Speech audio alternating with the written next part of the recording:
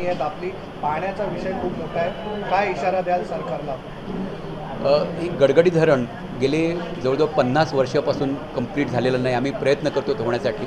आता एक 23 गावांची आपण समिती बनवली आहे आणि 23पैकी 20 गावांचं आपल्याला ग्रामपंचायत ठराव आपल्याकडे आलेले आहेत की ही समितीने जे काही काम चालू केले ते आवश्यक होतं, त्याच्याबरोबर आम्ही आहोत आणि सगळ्या तऱ्हेने आपल्याला चांगला प्रतिसाद मिळतो आहे. परंतु आता इतक्या गेले काही वर्ष 2-2, 2.5 महिने आमच्या गावांना पाणी नसतं. टँकरसुद्धा मिळत नाहीत. टँकरमुक्त महाराष्ट्र आपण म्हणतो, पण टँकर आम्हाला मिळत नाही अशी परिस्थिती आहे. तर आता हे लवकर जर धरण झालं तर आम्हाला प्यायला पाणी मिळेल, गुरांना पाणी मिळेल, शेतीवाडीला पाणी मिळेल. त्याच्यामुळे हे धरण व्हावं अशी आमची इच्छा आहे, आमची मागणी आहे. आणि आत्ता अधिवेशन येतं 27 तारखेपासून अधिवेशन चालू होतं महाराष्ट्र विधिमंडळाचं. या अधिवेशनामध्ये या धरणाचा आता उरलेला जो काही खर्च आहे तो 60 कोटीच्या दरम्यान आहे. तो पूर्ण खर्च त्याच्यामध्ये तरतूद करावा, अर्थसंकल्प तरतूद त्याच्यामध्ये व्हावी.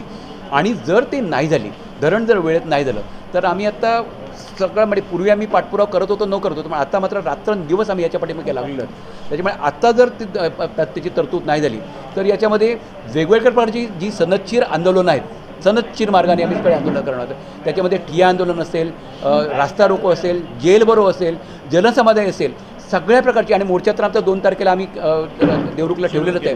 तर सगळ्या प्रकारचे आंदोलन आम्ही करू आणि कुठेही आम्ही मागे पडणार नाही याच्यामध्ये. फक्त आमची एवढं करून शासनाला एवढीच विनंती आहे की आत्ता तरी आम्हाला तुम्ही जागे व्हा. आमचे लोक जागलेले आहेत, आता शासनाने जागा व्हावं आणि आम्हाला आमचं धरण लवकर पूर्ण करू. एकीकडे कोट्यवधी रुपये सरकार इतर गोष्टीकडे खर्च करते, पण पाण्याचा विषय फार महत्त्वाचा आणि जीवनदायक विषय आहे, त्याकडे का दुर्लक्ष केलं जातं? एक्झॅक्टली. आता हा आमचा प्रश्नच होता की कोकणामध्ये काय करायचं म्हटलं की शासनाला त्याच्यामध्ये फारसं लक्ष देतच नाही. आपण बघतो की मुंबई गोवा महामार्ग फक्त 15,000 कोटीचा आहे, तो 14 वर्ष 15 वर्ष होतो आहे. हे समृद्धी महामार्ग 55,000 कोटीचा झाला, पण मुंबई गोवा महामार्ग मात्र होत नाही, त्याला पैसे येत नाहीत, बाकीच्या गोष्टींना पैसे येतात. कोकणामध्ये सिंचनाची व्यवस्था होण्याची गरज आहे, कारण हे सांगतात पर्यटन व्यवसाय चालू करायचा आहे, वाढवायचा आहे. पर्यटन पाहिजे तर त्या ठिकाणी पर्यटन व्यवसाय जर वाढवायचा असेल तर पाण्याची पण व्यवस्था पाहिजेच ना.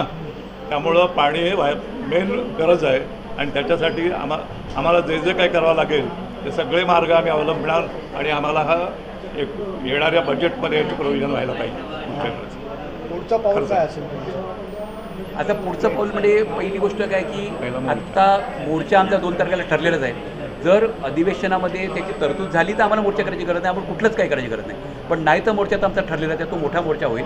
आणि त्याच्यानंतर चढत्या क्रमाने याचं म्हटलं त्याप्रमाणे रास्ता रोको असेल, जेल भरो असेल किंवा जलसमाधी आहे, सगळ्या प्रकारचे आंदोलन आम्ही याला जबाबदार शासनच आहे. याला सगळ्यांना